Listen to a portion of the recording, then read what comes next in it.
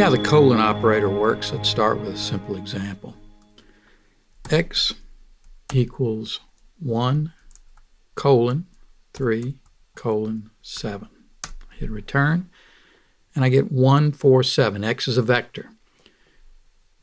Here's what the meaning of this colon operator is. And notice we've got 2 colons in the so-called colon operator. It means start at 1, increase by steps of 3, and stop before you go over 7. Go no higher than 7. So we add 3 plus 1, we get 4. We add 3 to that, we get 7. If we added 3 to that, well, it would be over 7. This concept of incrementing and going no higher than a limit sometimes is confusing. Let's look at 1, 3, 8. We start with 1, we add 3, and we continue, but we go no higher than 8. Well, we got the same result here. Because if we added 3 to 7, we would be higher than 8. So it stops at 7. Let's try this one. Still no joy. Let's try this one. We want to get another number. Nothing's happening because if we added 3 to 7, we'd be higher than 9.9. So finally, let's do this. 1, 3, 10. This starts at 1. We add 3 and get 4. We add 3 and get 7. We add 3 and get 10. MATLAB checks. If you add 3 to 10, would you be higher than 10? Well, of course, so it stops. There's a special shorthand if you want to go up by 1 instead of, say, 3. Let's call this variable ints. We'll set it 1 to 100. This is the same as going up by 1. Just 1 colon is needed. And, well, we get 100 numbers here. Let's look at the size of this variable. It's a 1 by 100 vector, as you can probably see. So we call this the colon operator. Well, what's the definition of an operator? Pretty simple. You've seen a function. An operator is a function that's invoked by a symbol. A function is an operation that's invoked by the name. So the name of this special kind of function is a single symbol, or 2 symbols, as in the case of 2 colons here.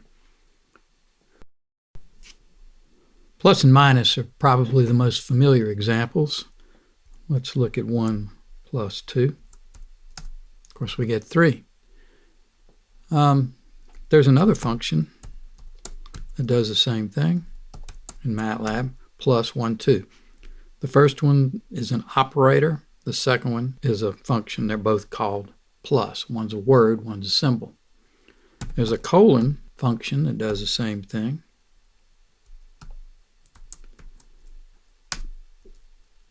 As this. So the first one is the name colon. The second one is the colon symbol. As you learned in lesson 1, we call the inputs to a function call arguments. For an operator, we call them operands. For a function, the arguments are surrounded by parentheses and separated by commas. For operators, the inputs are separated by the operators themselves. For example, 1 plus 2. The plus separates the 2 operands, 1 and 2. If you had multiplication, 10 times 20, the operands are 10 and 20. They're separated by the operator asterisk. And of course, here we have 1 and 7 separated by the colon. And you can even have 2 symbols in the colon operator, so we can separate 3 operands with the 2 colons.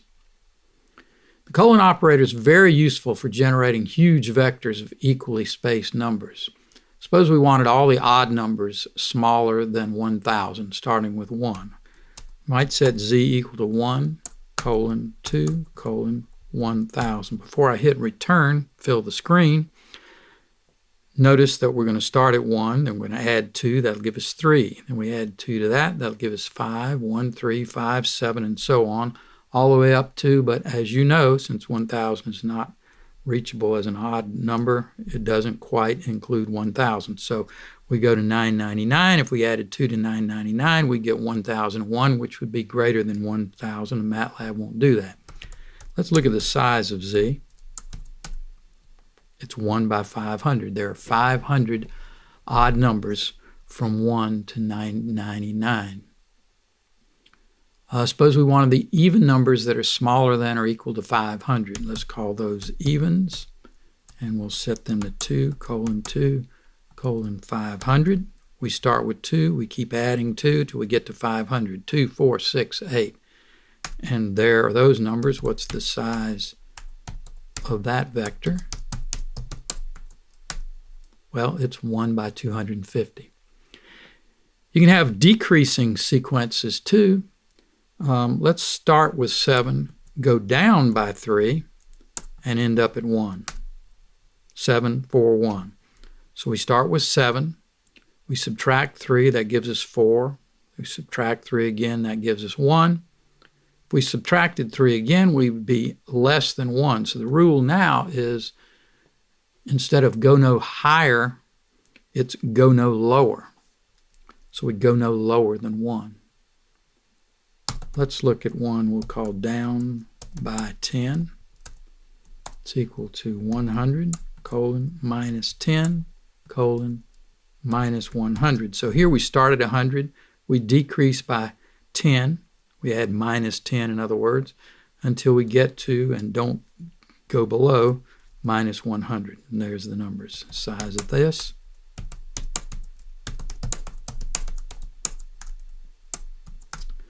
is 1 by 21. Again, it's a vector. You always get row vectors with the colon operator. You never get a column vector. If you want a column vector, you have to change it into a column vector, and we'll show you how to do that later. I want to show you a strange thing. X equals 7 colon 3 colon 1. So innocently, I type 7 colon 3 colon 1, meaning I want to start with 7. I want to change by 3 until I get down to 1. I hit return, and I get this strange thing. X is the empty matrix, 1 by 0. Well, what's the difference? Last time I typed 7. Well, here I had a minus 3. Here I have a plus 3. And there's the problem. I want all the numbers that start at 7, get bigger by 3, and end up at 1. Well, there is no such number or numbers. So it gives us the empty matrix. Let's see what the size of X is. 1 by 0, just as it said. There are other sizes of empty matrices in MATLAB. And by empty matrix, we don't mean a matrix with zeros in it. We mean a matrix with nothing in it. Here's how to get that other kind. You just type nothing. So we typed X, a left bracket, type nothing, and then type the right bracket. And it shows that it's an empty matrix. It shows it a little differently here. Let's look at the size of X. This time X is 0 by 0. Before it had one row with nothing on it. You always get a row matrix, as I mentioned, with the colon operator. And sure enough, we got a row matrix here with nothing in it. One row, no elements. Here, we didn't indicate whether we wanted one row of nothing or one column of nothing, so it gives us no rows, no elements.